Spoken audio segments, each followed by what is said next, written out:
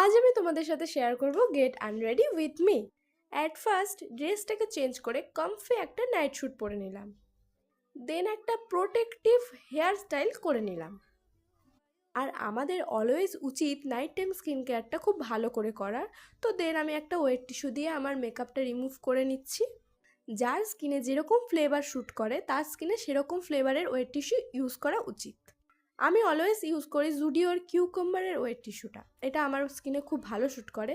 তো দেন এবার আমি ফেস ওয়াশ করে নিচ্ছি গুড ভাইবসের উপটান ডিটান ফেস ওয়াশটা দিয়ে।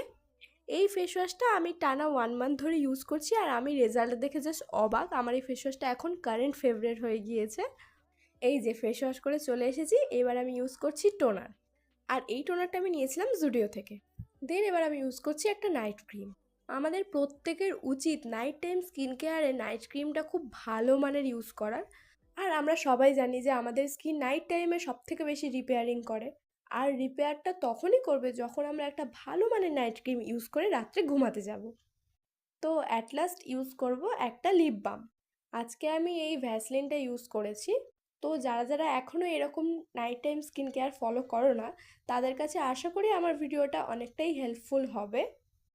So now I am ready for sleeping. ভিডিওটা ভালো লাগলে অবশ্যই চ্যানেলটিকে সাবস্ক্রাইব করে দেবেন। Bye bye.